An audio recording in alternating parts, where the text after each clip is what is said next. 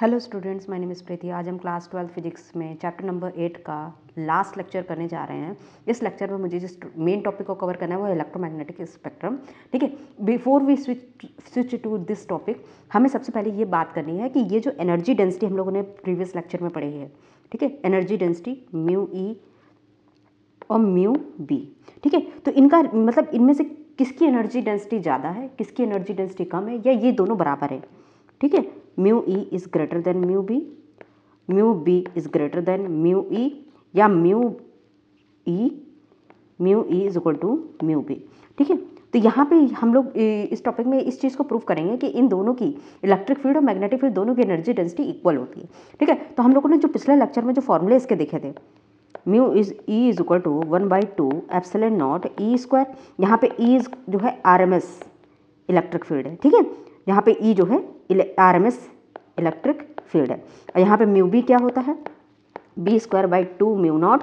यहाँ पे बी आपका क्या है, आरएमएस मैग्नेटिक फील्ड। ठीक है, तो ई आरएमएस होता क्या है, E RMS is equal to E0/√2, और बी आरएमएस क्या होता है, B0/√2। जब हम इनकी वैल्यूज़ को पुट करते हैं तो mu E is equal to 1/2 epsilon naught E0/2, E0²/2, तो यहाँ पे हो जाएगा 1/4 एप्सिलॉन नॉट E0 का होल स्क्वायर। इसी तरह मैग्नेटिक फील्ड का 1/2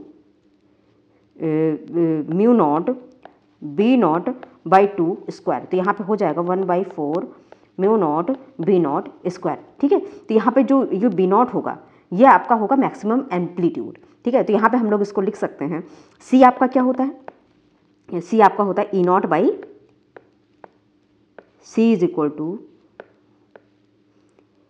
E0/B0। तो यहाँ पे C² अगर हम लोग करेंगे तो E0²/B0²। तो मुझे क्या चाहिए, मुझे B0² को रिप्लेस करना है, E0²/C²।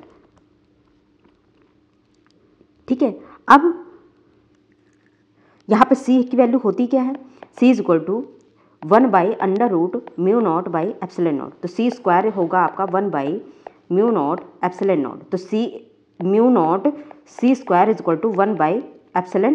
ठीक है, तो यहाँ म्यू बी की वैल्यू को जब हम लोग रिप्लेस करेंगे, यहाँ पे energy density of magnetic field is equal to 1/4 μ0 E0/C का होल स्क्वायर। तो energy density of magnetic field क्या आएगी, 1/4 μ0 E0/C का whole square.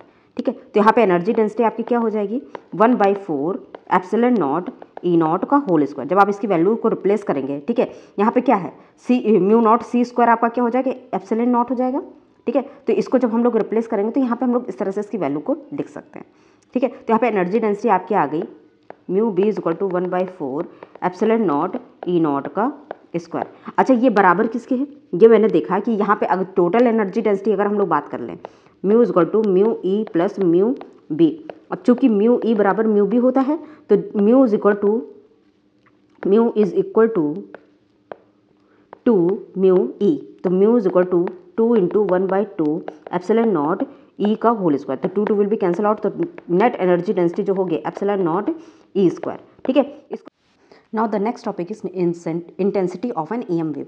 How you can define the intensity of an EM wave? Suppose, ठीक है, यहाँ से मेरी इलेक्ट्रोमैग्नेटिक वेव एंटर कर रही है। ठीक है, इसका सपोज एरिया ए है और कितने टाइम पे एंटर कर रही है, डेल्टा टी टाइम पे, और इसकी जो स्पीड होती है दैट स्पीड इज c, मतलब इसकी जो स्पीड होगी इलेक्ट्रोमैग्नेटिक वेव की वो c स्पीड हो गई। तो intensity you can define that I is equal to energy per unit area per unit the intensity of an electromagnetic wave. ठीक है, अब एनर्जी डेंसिटी आप कैसे डिफाइन कर सकते हैं, एनर्जी डेंसिटी अभी आप लोगों ने निकाली epsilon naught E square. You आपका क्या होता है energy density, you energy per unit volume. ठीक है, तो एनर्जी पर यूनिट, यहाँ पे आप लोग एनर्जी डेंसिटी की अगर आप लोग इंटेंसिटी की बात करना चाहेंगे, ठीक है, तो यहाँ पे इस तरह से आप लोग डिफाइन कर सकते हैं, U is equal to energy density into volume.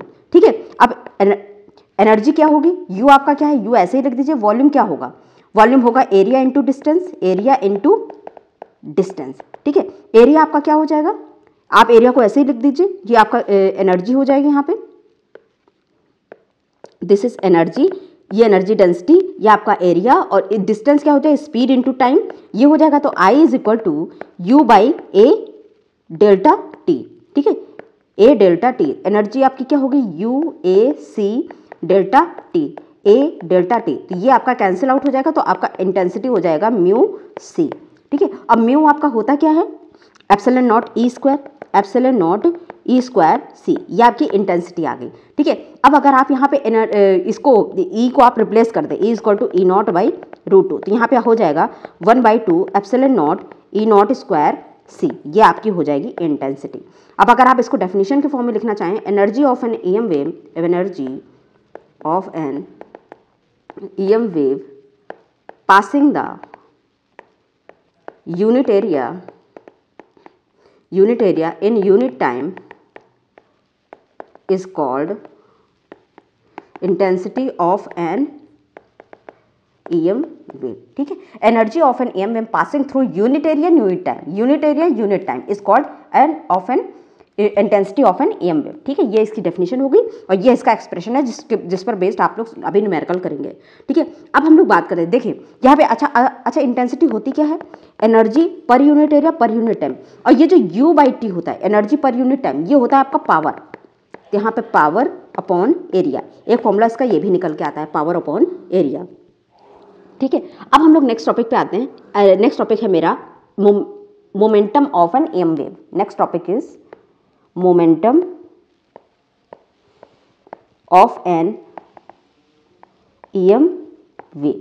ठीक है, मोमेंटम होता क्या है, is P equal to mv। ठीक है, अगर सपोज ये कोई आपकी सरफेस है, यहाँ पे अगर कोई एनर्जी आपकी फॉल करती है, ठीक है, अगर ये पूरी एब्जॉर्ब हो जाती है, तो आपका मोमेंटम आप लोग कैसे डिफाइन करते हैं, momentum is equal to P is equal to U by से energy per unit speed of energy upon speed of light. ठीक है, अब हम क्या करते हैं, अब मैंने क्या किया, ये आपने कोई एनर्जी फॉल कराई और ये पूरी रिफ्लेक्ट हो गई, तो सबसे पहले इसका मोमेंटम P था, फिर जब ये रिफ्लेक्ट हुई तो डायरेक्शन अपोजिट हो गई, तो ये -P हो गई, तो नेट मोमेंटम इसका कितना हो गया, यहाँ पे नेट मोमेंटम कितना हुआ, यहाँ नेट मोमेंटम आपका P था क्योंकि केवल एब्जॉर्ब हुई एनर्जी। ठीक है, अब यहाँ पे क्या हुआ, यहाँ पे जो आपके जितना आई उतनी रिफ्लेक्ट हो गई, तो यहाँ पे नेट मोमेंटम आपका कितना हो गया, P माइनस P, ये आपका हो जाएगा net momentum is equal to P। ठीक है, अब हम लोग बात करते हैं कि ये अगर आपको इसको डिफाइन करना हो, देखिए मोमेंटम आपका होता है कि U/C होता है, तो जब आप इसको निकालेंगे नेट मोमेंटम, तो P is equal to 2U/C, जब रिफ्लेक्ट होता है, जब एब्जॉर्ब होगी तब केवल यहाँ पे हम लोग बात करते हैं फुल्ली रिफ्लेक्ट। ठीक है, अब ये मोमेंटम डिफाइन कैसे होगा, energy of EM wave to the speed of EM wave. ठीक है, ये आपका मोमेंटम डिफाइन होगा। मोमेंटम होता क्या है, momentum is energy of EM wave to the speed of EM wave. ठीक है, ये आपका होगा मोमेंटम। ठीक है, अगर पूरी एनर्जी रिफ्लेक्ट हो जाती है, फुल्ली रिफ्लेक्ट होती है, तो वो होती है 2U/C, अगर केवल अब्जॉर्ब होती है तो वो होती है U/C। अब हम लोग बात करते हैं नेक्स्ट टॉपिक, इलेक्ट्रोमैग्नेटिक प्रेशर की भी बात कर लेते हैं। सबसे पहले हम लोग इसके बाद प्रेशर की बात कर ले। प्रेशर होता क्या है, pressure of EM wave, pressure of an EM wave. Pressure of EM wave you can define at intensity upon C. This is the pressure of, ठीक है, ratio of intensity to the speed of light. Ratio of intensity to the speed of light. ठीक है, अब हम लोग next topic पे आते हैं, जो सबसे इंपॉर्टेंट, जो मेरा आज का मेन टॉपिक था, electromagnetic spectrum. Next topic is electromagnetic spectrum. इस पे बेस्ड आपके क्वेश्चन जरूर आते हैं, इसको बहुत अच्छे से आपको तैयार करना है। The arrangement of EM wave according to their wavelength, इसको क्या बोलते हैं, the arrangement of EM wave according to their wavelength or frequency is called electromagnetic spectrum. आप इसको क्या करते हैं, आप इसको फ्रीक्वेंसी और वेवलेंथ के अकॉर्डिंग इसको अरेंज करते हैं। ठीक है, इलेक्ट्रोमैग्नेटिक स्पेक्ट्रम। अब आपकी स्पीड ऑफ लाइट क्या होती है, देखो इलेक्ट्रोमैग्नेटिक वेव की जो स्पीड होती है वो C होती है, स्पीड लाइट ऑफ स्पीड, तो ये होती है फ्रीक्वेंसी इंटू लैम्डा। ठीक है, तो जिसकी फ्रीक्वेंसी जिसकी फ्रीक्वेंसी ज़्यादा होगी उसका लैम्डा कम होगा। यहाँ से आपको देखना है। तो सबसे पहली जो वेव हम लोग स्टडी करने जा रहे हैं वो है radio waves. First is radio waves, ठीक है। इसकी जो फ्रीक्वेंसी होती है लोवेस्ट फ्रीक्वेंसी हाईएस्ट वेवलेंथ और वेवलेंथ किस ऑर्डर में होती है 600 मीटर टू 0.1 मीटर और इसकी जो फ्रीक्वेंसी होती है वो होती है 800 kilohertz to 1000 megahertz. ये इसकी फ्रीक्वेंसी होती है। इसके यूजेस क्या हैं, सोर्स और यूजेस। सबसे पहले हम लोग यूजेस इसके बारे में देख लेते हैं। इसके यूजेस क्या हैं, radio and television communication, radio and television communication in radio astronomy, ठीक है। इसके सोर्स की भी बात कर लेते हैं। इसका सोर्स होता है क्या है, accelerated charge in conducting wire. Source is accelerated charge in conducting wire. ये हमने बात की रेडियो वेव्स के बारे में। अब हम लोग नेक्स्ट वेव के बारे में पढ़ते हैं।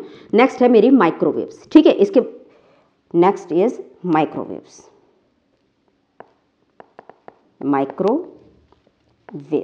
ठीक है। मुझे इसमें क्या लिखना है, सबसे पहले वेवलेंथ फ्रीक्वेंसी। वेवलेंथ इसकी क्या है 0.3 metre to 10⁻³ metre, 10⁹ to 10⁻12 hertz, ठीक है। इसका सोर्स क्या होगा, सोर्स एंड यूजेस। इसका सोर्स होगा ऑसिलेटिंग सोर्स, ठीक है। इनका यूजेस क्या है, in microwaves, ovens, in satellite communication, in radar navigation,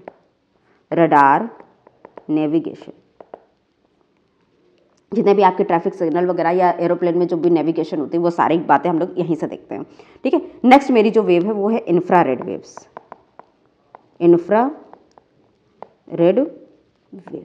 ठीक है। इसकी हम लोग फ्रीक्वेंसी की बात कर लेंगे। इसकी फ्रीक्वेंसी और वेवलेंथ क्या होती है, वेवलेंथ एंड फ्रीक्वेंसी। फ्रीक्वेंसी इसकी होती है 10⁻12 टू 10⁻14 हर्ट्ज तक, ठीक है। इसके सोर्स और इसकी वेवलेंथ की बात कर लेते हैं। इसकी जो वेवलेंथ होगी 10⁻³ टू 10⁻6 मीटर तक। इसका जो सोर्स होगा आपका hot bodies and molecules, source is hot bodies and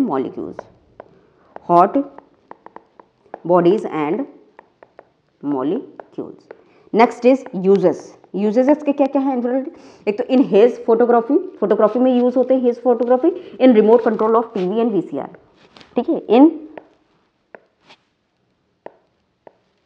hedge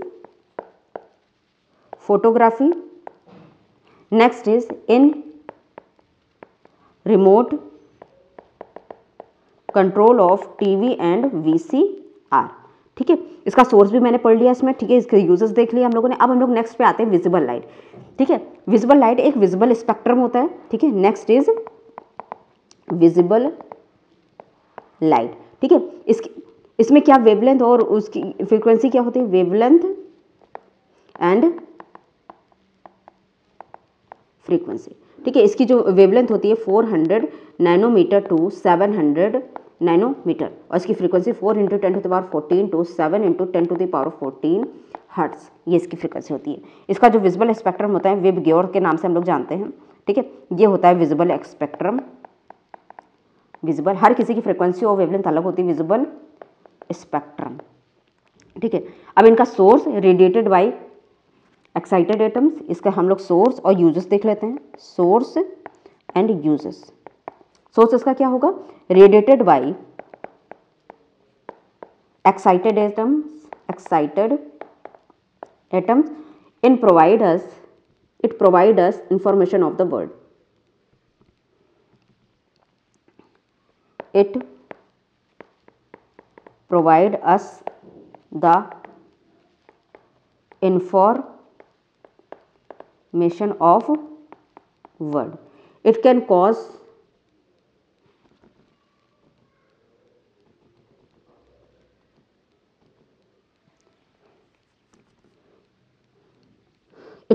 chemical reaction. It cause chemical reaction. Next wave जो हमारी होगी, देखिए इसका सोर्स हमारा क्या होगा, रेडिएटेड बाय एक्साइटेड एटम, इसका जो सोर्स होगा। अब हम लोग नेक्स्ट उस पे आते हैं, रेडिएशन के बारे में पढ़ते हैं, UV radiation.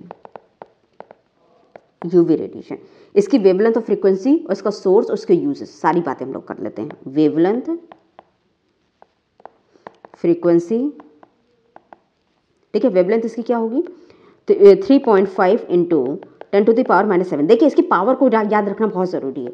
Metre to 1.5 into 10⁻⁻7 metre. इसकी फ्रीक्वेंसी हुई 10⁻15 टू 10⁻17 हर्ट्ज। इसका सोर्स होगा द सन, सोर्स और यूजेस, ठीक है। सोर्स इसका होगा क्या, सन, ठीक है। और इसका जो यूजेस होगा, इन फूड प्रिजर्वेशन, ठीक है। फिंगरप्रिंट्स इन फूड प्रिजर्वेशन, फिंगरप्रिंट्स जब भी इन्वेस्टिगेशन होती है उसमें फिंगरप्रिंट्स लेने में भी इसको हेल्प होती है। मॉलिक्यूलर स्ट्रक्चर को जब भी मुझे देखना हो वो हम लोग यूवी रेडिएशन से देखते हैं, ठीक है। विजिबल लाइट का आपने देख लिया 400 नैनोमीटर टू 700, ये आपका पूछा भी जा चुका है एक बार, ठीक है। फ्रीक्वेंसी 4 इंटू 10⁻14 टू 7 इंटू 10⁻14, ठीक है। ये कैसे होते हैं, ये इनका सोर्स जरूर आप लोग देख लीजिए, ठीक है। ये कैसे यूज होते हैं, देखिए इंफ्रारेड हॉट बॉडीज से निकलती हैं, ठीक है। ये ऑसिलेटिंग सोर्स होता है, माइक्रोवेव, ठीक है। अब हम लोग बात करते हैं अगली रेडिएशन के बारे में। नेक्स्ट है मेरी एक्सरेज। Next is X rays. ये एक्सरेज और गामा रेज,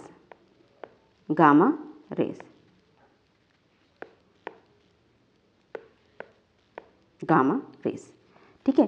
तो सबसे पहले इनकी जो फ्रीक्वेंसी होती है गामा रेज की, हाईएस्ट फ्रीक्वेंसी और शॉर्टेस्ट वेवलेंथ होती है। अब एक्सरेज में क्या होती है कहानी, ठीक है। इसकी जो फ्रीक्वेंसी होती है 10⁻18 हर्ट्ज टू 10⁻20 हर्ट्ज, ये होती है इसकी फ्रीक्वेंसी। और इसकी जो वेवलेंथ है 10⁻⁻8 टू 10⁻11 मीटर, ये होता है इसका वेवलेंथ।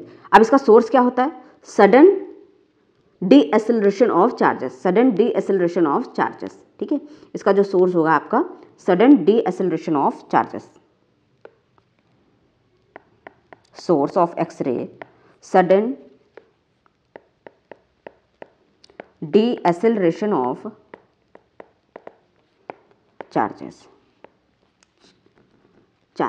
ठीक है। इसके यूजेस क्या है, in medical diagnosis to detect crystal structure, ठीक है। यूजेस इसके क्या है, इन मेडिकल डायग्नोसिस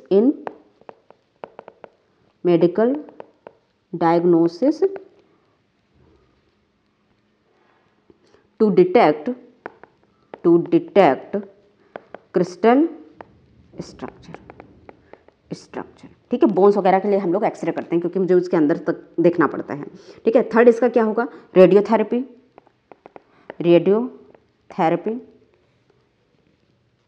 ठीक है। नेक्स्ट होगा इन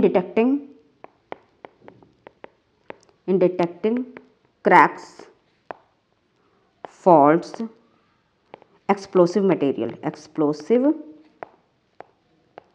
मटेरियल, इसके 4 यूजेस हैं, ठीक है। टू डिटेक्ट क्रिस्टल स्ट्रक्चर, ये भी आपका होगा एक यूजेस, 3, 4, ये आपका सेकेंड हो गया, फर्स्ट हो गया। Medical diagnosis to detect crystal structure, radiotherapy in detecting cracks, faults and explosive, ठीक है। इतने आप लोगों ने इसमें देखिए, ठीक है। Radiotherapy to in detecting cracks, faults and explosive structure, ठीक है। अब हम लोग गामा रेज के हम लोग उसके बात कर लेते हैं। ये रेडियो एक्टिव एलिमेंट को फाउंड करने के, इसका यूज क्या होता है, radio active element uses is radio active element को फाइंड आउट करने में इसको यूज़ होता है। गामा रेज जो है रेडियो एक्टिव एलिमेंट को फाइंड आउट करने के लिए हम लोग यूज़ करते हैं, ठीक है। तो ये पूरा इलेक्ट्रोमैग्नेटिक स्पेक्ट्रम हम लोगों ने, इसके यूजेस और सोर्सेज आप लोग बहुत अच्छे से, इनकी फ्रीक्वेंसी को और वेवलेंथ को, दोनों को बहुत अच्छे से आप लोग देख लीजिए कि इनकी किस पावर में इसको रेज करना है, कैसे इसको एडजस्ट। अब इसमें जो गामा रेज की जो फ्रीक्वेंसी होती है, gamma is equal to 10⁻22 10⁻22 hertz इसकी फ्रीक्वेंसी होती है। उसका लैम्डा कितना हो 10⁻10 मीटर टू 10⁻14 मीटर, ये इसका वेवलेंथ होता है। ठीक है, अब हम लोग इसके बाद जो है इस पे बेस्ड न्यूमेरिकल कर लेते हैं। Before we switch to numerical हम लोग सारे इसके हम लोग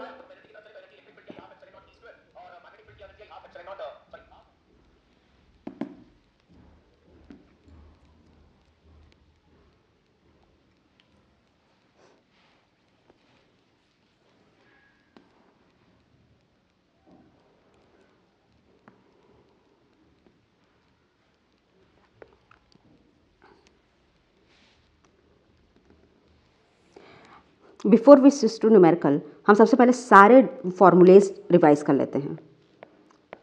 फॉर्मूले, ठीक है, फॉर्मूले इसके मैंने क्या है, सबसे पहले हम लोगों ने डिस्प्लेसमेंट करंट के बारे में पढ़ा, epsilon naught D phi E by D T, ये इसकी थी डिस्प्लेसमेंट करंट। इलेक्ट्रिक फील्ड की इक्वेशन का तो ई नॉट साइन के X minus omega T, B की मैग्नेटिक फील्ड की इक्वेशन का साइन के एक्स माइनस ओमेगा टी। यहाँ पे E is perpendicular to B. Energy density of electric field क्या होगा 1/2 एप्सिलॉन नॉट ई स्क्वायर, और energy density of magnetic field is equal to B square by 2 mu naught. ठीक है, अब इसके energy density of electric field, energy density of magnetic field, ये दोनों होती हैं बराबर। Energy density of electric field, energy density of magnetic field, ये दोनों होती हैं बराबर। सी आपका क्या होता है ई नॉट बाई बी नॉट, कि जब कोई आपका चार्ज पार्टिकल बिना डिफ्लेक्ट हुए पास कर जाएगा तो उसके लिए हम लोग इस तरह से स्पीड से निकालते हैं। ठीक है, अब स्पीड आपकी ये भी होती है mu naught upon epsilon naught. V आपका क्या होता है, V is equal to 1/√μ E, ये आपकी होती है मीडियम में, ये आपकी होती है वैक्यूम में, ये आपकी होती है मीडियम में। ठीक है, अब हम लोग इसके बाद जो हमें जो पढ़ना है वो है सबसे पहले तो नेट एनर्जी डेंसिटी क्या होगी, mu is equal to epsilon naught E square. ठीक है, इसको आप लोग ऐसे भी लिखते हैं 1/2 epsilon naught E naught square, ये होती है इसकी एनर्जी डेंसिटी। अब हम लोग आगे इसके न्यूमेरिकल्स देख लेते हैं। देखिए पावर हम लोगों ने क्या देखी थी, intensity is equal to power upon area. Power होता क्या है, energy upon power is equal to energy upon time, I is equal to energy upon A delta T, ये आपकी हो गई इंटेंसिटी। इंटेंसिटी ऑफ मोमेंटम क्या होता है, यू एनर्जी बाई सी। ठीक है, प्रेशर आप लोग कैसे डिफाइन कर सकते हैं, pressure you can define as intensity upon C, ये आपका हो गया प्रेशर। इंटेंसिटी को एक तरीके से और लिख सकते हैं epsilon naught E square C, this is the intensity. Momentum U by C, pressure होगा आई बाई सी। अब हम लोग इसके न्यूमेरिकल देख लेते हैं सबसे पहले। ठीक है, numerical is in a plane EM wave the electric field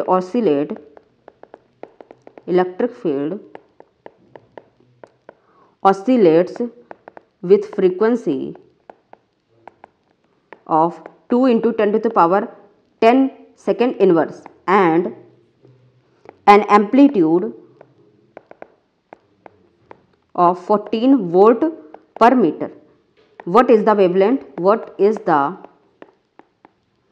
wavelength and what is the energy density due to the electric field, energy density due to the electric field। ठीक है, यहाँ पे आपको क्या क्या इन्फॉर्मेशन, देखिए फ्रीक्वेंसी आपको given है और एम्पलीट्यूड किसका दिया हुआ है, इलेक्ट्रिक फील्ड का।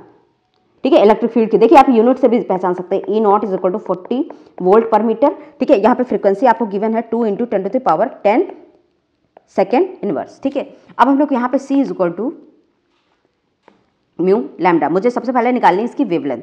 Wavelength C by mu, C आपका कितना है 3 into 10 to the power 8, mu आपका कितना 2 into 10 to the power 10, ये ऊपर चला जाएगा तो 10 to the power -2, 1.5 into 10 to the power -2 metre, ये आपकी आ गई इसमें wavelength. Lambda is equal to 1.5 into 10 to the power -12, 10 to the power -2, 10 to the power -2 metre, 10 to the power -2 metre, this is the lambda. अब मुझे अगर उसका energy density क्या होती है, एप्सिलॉन नॉट ई स्क्वायर होती है। Energy density is equal to 1/2 epsilon naught E naught square. ठीक है, तो यहाँ पे क्या हो गया 1/2 into 8.85 into 10 to the power -12 into E not की वैल्यू है 40 वोल्ट पर मीटर, 40 का होल स्क्वायर, ये हो जाएगा 1/2 into 1600 into 8.85 into 10 to the power -12, this is 800, यहाँ पे हो जाएगा आपका 885 into 8 into 10 to the power -12, 86 70, ठीक है। तो यहाँ पे इंटू 10⁻⁻12, इसकी जब वैल्यू आप लोग कैलकुलेट करेंगे तो इसकी वैल्यू निकल के आएगी यहाँ पे 8.85, एनर्जी डेंसिटी आपकी 35.4 into 10⁻⁻10 joule per metre cube. यहाँ पे इसको कैलकुलेट करने के बाद ये इसकी निकल के आएगी 800 इंटू 8.85, ठीक है। तो 6.70.80 यहाँ पे इसकी निकल के आएगी। जस्ट अ मिनट, यहाँ पे E0 है तो यहाँ पे डिवाइड में एक बार और 2 हो जाएगा, ठीक है। यहाँ पे पूरा डिवाइड में एक बार और 2 होगा, क्योंकि यहाँ पे E0 मैंने लिया। अगर यहाँ पे होता है, देखिए 1/2 एप्सिलॉन नॉट E स्क्वायर होता है, 1/4 एप्सिलॉन नॉट E0 स्क्वायर ये होता है। तो यहाँ पे आपका होगा 4। तो यहाँ पे जब इसको फिर से डिवाइड करेंगे फर्दर तो ये आपका हो जाएगा 35.4 into 10⁻⁻10,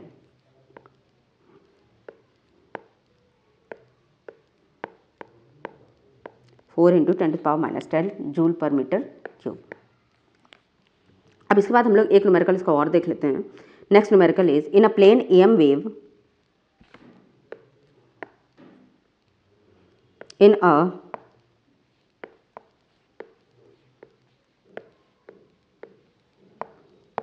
a plane EM wave, the electric field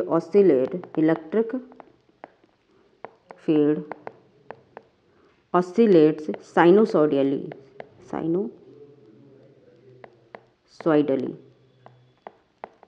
with a frequency of 2 into 10⁻10 hertz and amplitude 48 volt per meter. What is the wavelength of wave? ठीक है, वेवलेंथ मुझे निकालनी है। गिवन आपको क्या क्या इन्फॉर्मेशन है, देखिए फ्रीक्वेंसी मुझे गिवन है, फ्रीक्वेंसी 2 into 10⁻10 हर्ट्ज, ठीक है। सी आपको पता है 3 into 10⁸ मीटर पर सेकेंड होती है। C is equal to nu lambda होता है। तो मुझे निकालना कितना है, मुझे वेवलेंथ निकालना है C/म्यू। सी आपका कितना है 3 into 10⁸, 2 into 10⁻10, यहाँ पे 1.5 into 10⁻⁻2 10⁻⁻2 मीटर, 10⁻⁻2 मीटर, ये आपकी हो गई वेवलेंथ। नेक्स्ट क्वेश्चन हम लोग देख लेते हैं इसका कि एक कोई प्लेन इलेक्ट्रोमैग्नेटिक वेव है, ठीक है, वो ट्रैवल कर रही है किस स्पीड से। Next question is a plane EM wave travel in vacuum along z direction. What can you say about direction of its E and P field vector? If the frequency of wave is 30 megahertz, what is the wavelength, ठीक है। तो इसमें given आपको क्या है, देखिए मुझे इसकी फ्रीक्वेंसी गिवन है mu is equal to 30 megahertz. अच्छा अब ये देखिए, अगर वेव आपकी जेड डायरेक्शन में जा रही है तो आपकी देखिए वेव की डायरेक्शन जो होती है वो E क्रॉस B से हम लोग निकालते हैं। इसका मतलब ये जो हमारी जो इलेक्ट्रिक फील्ड और मैग्नेटिक फील्ड है ये हमारी XY प्लेन में मूव कर रही है, ठीक है। ये इलेक्ट्रिक फील्ड और मैग्नेटिक फील्ड मेरी XY प्लेन में और वेव हमारी जेड डायरेक्शन में, क्योंकि तीनों म्यूचुअली परपेंडिकुलर होते हैं तो इसलिए ये XY प्लेन में हो गई। तो सबसे पहला आंसर हमें मिल गया। अब मुझे निकालनी C is equal to nu lambda, ठीक है। मुझे फ्रीक्वेंसी गिवन है, ठीक है। मुझे निकालना क्या है, मुझे निकालनी है what is the wavelength. Wavelength आपकी क्या होगी, lambda is equal to 3 into 10⁸। Frequency आपकी गिवन है यहाँ पे क्वेश्चन में, फ्रीक्वेंसी है 30 मेगाहर्ट्ज, 30 इंटू 10⁶, ये आपका हो जाएगा 10, ये आपका हो जाएगा 7 10, तो लैम्डा आपका हो जाएगा 10 metre. Lambda is equal to 10 metre, ठीक है। अब नेक्स्ट क्वेश्चन जो मेरा है, radio can tune into any station in the, दो आपको फ्रीक्वेंसी गिवन है तो उसका मुझे वेवलेंथ का बैंड बताना है, ठीक है। तो मुझे एक क्वेश्चन नेक्स्ट है मेरा, a radio can tune into any station if the 7.5 5 megahertz to 12 megahertz band. What is the corresponding wavelength band? wavelength band, मुझे इसका वेवलेंथ बैंड बताना है। ठीक है, मुझे फ्रीक्वेंसी क्या रेंज में दी है, 7.5 mega hertz to 12 mega hertz, 12 mega hertz. ठीक है, तो लैम्डा 1 और लैम्डा 2 मुझे कैलकुलेट करना है। तो 7.5 into 10 to the power 6, 12 into 10 to the power 6 hertz, ये दोनों फ्रीक्वेंसी आपको गिवन है। तो lambda 1 is equal to C by nu 1, तो सी आपका 3 into 10 to the power 8 upon 3.5 into 10 to the power 7.5 into 10 to the power, यह आपका होगा 7.5, यहाँ पे होगा आपका 7.5, तो यहाँ पे होगा आपका 7.5, 3 2 जा 6 3 5। ठीक है, तो यहाँ पे आप जब आप इसको कैलकुलेट करेंगे तो यहाँ पे आपका है 6, ये ऊपर चला जाएगा तो यहाँ पे आपका बचेगा 10 टू द पावर 2 अपॉन 2.5, तो ये आपका हो जाएगा 3 अपॉन 25, ये आपका हो जाएगा 40। तो lambda 1 is equal to 40 metre आ जाएगा। अब लैम्डा 2 हम लोग कैलकुलेट कर लेते हैं, सी अपॉन म्यू 2, तो सी आपका 3 into 10 to the power 8, mu 2 आपका कितना आया है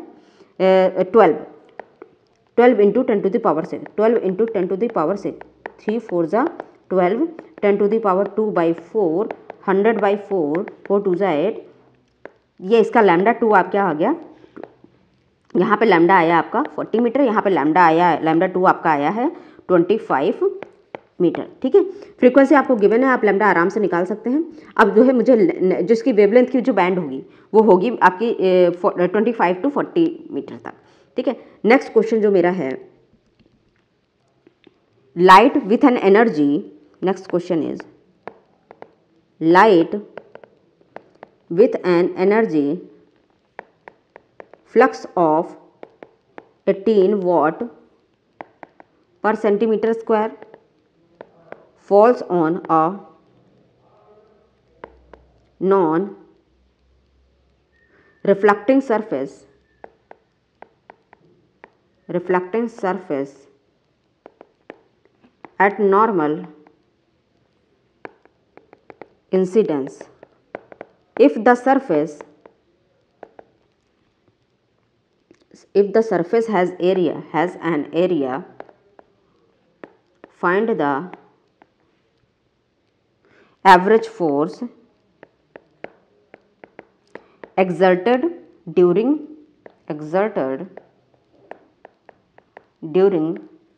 30 minutes of time span। ठीक है, आपको क्या क्या है, सबसे पहले तो इसमें जो गिवन है मुझे 18 वाट पर सेंटीमीटर एनर्जी फ्लक्स, मतलब वो आपकी कितनी क्या गिवन है यहाँ पे, इंटेंसिटी 18 वाट पर सेंटीमीटर स्क्वायर। इसको आप चेंज कर सकते हैं, I is equal to 18 into 10 to the power 4 watt per metre square. Area आपका कितना गिवन है यहाँ पे, रिफ्लेक्टेंस हैज़ एन एरिया आपका होगा 20 सेंटीमीटर स्क्वायर। यहाँ पे आपका ये गिवन है एरिया, यहाँ पे if the surface has an area, यहाँ पे होगा आपका 20 सेंटीमीटर स्क्वायर, ये आपका एरिया गिवन है इसमें। ठीक है, तो इसको जब आप कन्वर्ट करेंगे, area is equal to 20 into 10 to the power -4 metre square, ये आपका हो जाएगा यहाँ पे एरिया। टाइम स्पेन आपका कितना गिवन है, 30 मिनट, इसको सेकंड में चेंज है 30 इंटू 60, ये आपका हो जाएगा 1800 सेकेंड। ठीक है, अब आई इंटेंसिटी क्या होती है, I is equal to U by A delta T. U आपका कितना हो जाएगा, I A delta T. Momentum आपका कितना होता है, U बाई सी। ठीक है, ये आपका होता है मोमेंटम, तो momentum P is equal to I A delta T. Energy आपने निकाल दी C। फोर्स आपका क्या होता है, मोमेंटम अपॉन टाइम। ठीक है, ये होता है फोर्स, तो force is equal to momentum I A delta T upon C delta T. Delta T will be cancel out, तो यहाँ पे फोर्स आपकी हो जाएगी I A अपॉन सी। तो ठीक है, अब यहाँ पे I आपका कितना है, 18 into 10 to the power 4 into area है आपका 20 इंटू 10 टू द पावर -4। देखिए ये तो ये कैंसिल हो जाएगा। ठीक है, 3 into 10 to the power 8, 6 120 into 10 to the power -8। यहाँ पे जब आप इसको और चेंज करेंगे तो ये आपका हो जाएगा 1.2 into 10 to the power -6 newton. This is the force you have derived. ठीक है, तो आप इसके और भी न्यूमेरिकल प्रैक्टिस कर सकते हैं अपनी बुक से। ठीक है, तो इसी के साथ मेरा ये लेक्चर खत्म होता है। If you like this video please share and subscribe. Thank you.